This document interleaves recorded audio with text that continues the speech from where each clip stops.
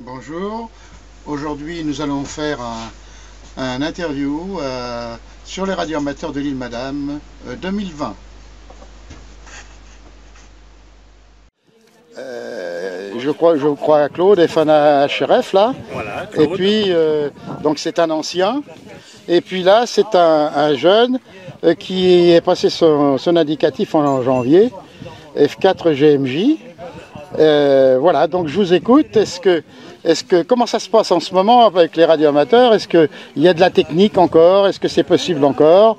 Ou est-ce que c'est difficile? Ou est-ce que, enfin je sais pas. Si vous pouviez me parler de ça un petit peu. Eh ben, oui, c'est très simple. Bon, moi, j'ai en projet de construire un émetteur de Giga 4 pour pouvoir attaquer le satellite Oscar 100. Et ce que je veux faire, c'est faire un émetteur qui soit reproductible par n'importe quelle personne, même avec un minimum de technique possible, avec uniquement des petits modules qu'on branche les uns derrière les autres, sans avoir besoin quasiment de prendre le fer à souder, très peu. Voilà le projet que j'ai en tête. Bon, j'ai bien sûr d'autres projets, puisque moi je suis plutôt côté fer à souder plutôt que d'avoir un micro dans les mains. Mais j'aime bien avoir un micro dans les mains et un micro qui soit derrière un truc que j'ai construit. C'est là où on prend plus de plaisir. Sans aucun doute. Hein. Et vous, alors, moi c'est Michel, Michel, voilà, ouais. je débute. Et donc, moi, ce que je fais, Claude construit, et puis moi, je ferai après, quand ça marchera, j'essaierai de faire comme lui. Ah, mais c'est bien. Donc, il y a quand même de l'avenir dans le domaine de la technique, alors dans le radioamateurisme. Il y a alors. toujours, bien sûr, de l'avenir. Hein. Ouais. Alors, certes, beaucoup de gens, beaucoup de radioamateurs ne sont pas techniciens. Moi, j'ai l'avantage d'avoir une formation d'électronicien, donc ça aide beaucoup. Sans doute, oui. Mais ça permet au moins de transmettre le savoir-faire, les astuces de bricole, de mesure. Elles sont les bienvenues la plupart du temps, quoi. Voilà. Voilà, Et aujourd'hui, alors c'est quoi là? Aujourd'hui, c'est un rassemblement, c'est quoi? Aujourd'hui, c'est l'activation de l'île Madame, puisque dans le challenge des radioamateurs, beaucoup cherchent à contacter toutes les îles à travers le monde. Et l'île Madame fait partie des îles qui sont à travers le monde, ce qui permet de faire des contacts ici, plus ou moins lointains, selon les fréquences sur lesquelles on travaille. Oui, oui, oui. Et il y a un indicatif particulier, quelque chose? Il y a un indicatif spécial qui est demandé à la NFR, qui est aujourd'hui TM1 MAD. TM, c'est les indicatifs spéciaux, et MAD pour l'île Madame, tout simplement. Et l'île Madame, bien sûr, dans le département 17. Bien entendu, oui. Voilà, d'accord. Eh bien, je vous remercie et je vous souhaite une bonne continuation. Merci. Peut-être que je serai nécessaire. Alors bonjour, et avec les dames des radioamateurs, qu'on en appelle des YL, et qui sont, bien sûr, nous avons aussi un chien qui est là et qui, je pense, ne fait pas d'émission. Ça m'étonnerait, sinon ça se saurait. Voilà. Et qui s'appelle Lotus. Voilà Lotus là. Ah oui, Lotus. Voilà. Ah, Lotus, très gentil. Alors messieurs, vous êtes aussi radioamateurs, si je comprends bien. Oui, hein. Oui. Et alors aujourd'hui, c'est quoi pour vous là, le rassemblement C'est le rassemblement de l'île Madame. C'est le rassemblement de l'île Madame. Oui, Oui. c'est pour le célèbre TM1 MAD. Ah, d'accord. Alors c'est quoi ça? C'est un... C'est un indicatif spécial qui a lieu, c'est tous les ans. Tous les ans, on prend le même indicatif pour activer donc l'île Madame. Et votre indicatif, c'est quoi? F1 PBT. F1 PBT, d'accord. Et alors, et pour vous, alors c'est... Voilà, je fais pas de radio. Vous ne faites pas de radio, alors vous êtes là par... Parce que j'ai mon ami Claude FHRF, qu'on se connaît depuis des lustres, et de temps en temps je descends chez lui, là, en Charente, D'accord, alors que j'habite la région parisienne. très bien. Voilà. Très bien, bon ben, je continue mon petit tour. Alors il y a les YL, alors les YL, qu'est-ce qu'elles font là? Elles papotent, je crois. Hein.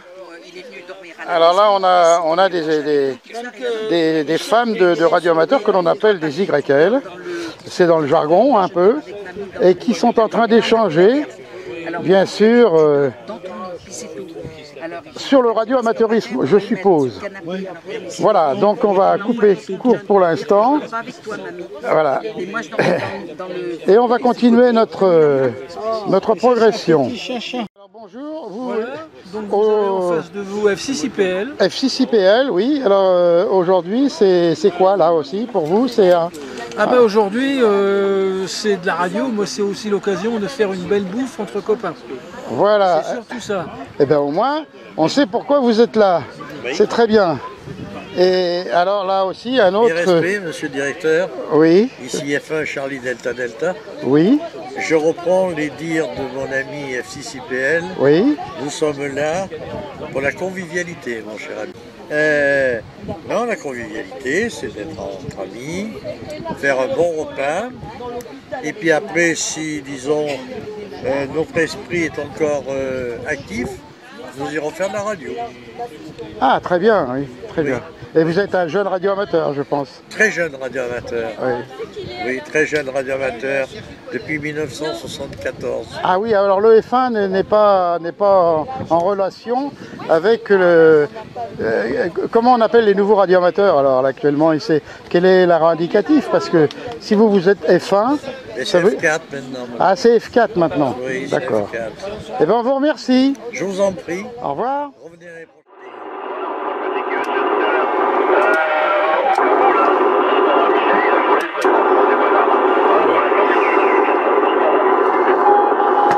Tu essayes de te caler sur une fréquence, il va changer. Bon, ben, de toute façon, je vais revenir sur le 36. Oui, 3617 dans 5 minutes.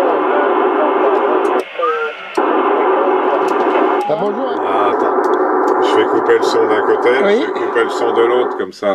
Voilà, donc l'année dernière, il avait été interviewé aussi. Oui. Cette année, on le voit dans un autre domaine, c'est-à-dire aux commandes un peu du radioamateurisme, là. Voilà, alors aujourd'hui, c'est donc le TMA MAD qui est primordial, puisque c'est une activation d'un indicatif, je crois, spécial.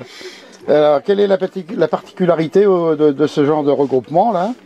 Eh bien, TMA MAD, ça fait 14 ans, je crois qu'on vient ici, 14e édition. On vient sur l'île Madame parce que c'est un coin sympa, il y a un camping, on est content et on fait de la radio puisque c'est une zone protégée. Donc on a une référence, c'est international, France Flora Fauna sur les zones protégées, les zones naturelles. On a une référence, donc ça intéresse les gens de nous contacter. Il y a un fort, donc on a une référence du diplôme des forts et châteaux de France. Un diplôme international sur les châteaux européens, c'est le WCA, avec une référence aussi. Donc ça intéresse les gens, ils nous contactent. Voilà, et on contacte d'autres radioamateurs. D'accord, mais vous parliez tout à l'heure d'un autre indicatif, là, sur d'autres fréquences. Donc c'est courant, ce genre d'indicatif particulier? Alors les indicatifs spéciaux, ben, il suffit d'en demander un pour une raison ou pour une autre. Il faut une motivation, et puis on arrive à avoir, on demande l'indicatif à l'administration, à l'Agence nationale des fréquences. Et alors après, par la suite, qu'est-ce qu'on fait de ce genre de résultats, les contacts que vous réalisez? On met ça sur une liste, quelque chose, et puis on envoie, comment dirais-je, un accusé de réception? Alors, on fait bien sûr un listing de tous les contacts, et on envoie des cartes, ce qu'on appelle des cartes QSL, par exemple celle-là, TMA MAD. Voilà, avec une photo prise d'avion par un copain radioamateur d'ailleurs. D'accord. Et puis ça c'est la nouvelle, ça c'est l'ancienne, toujours prise d'avion. Ah oui, elle est très belle. Ouais. Voilà, donc on s'amuse avec des cartes comme ça. On en a fait aussi avec une aquarelle, on avait la femme d'un copain qui avait fait une aquarelle sur l'île Madame. Pardon. Donc depuis 14 ans on en a fait quelques-unes. Très bien, ben on vous remercie Alain d'être toujours présent et fidèle au poste. Toujours. À très bientôt. Merci.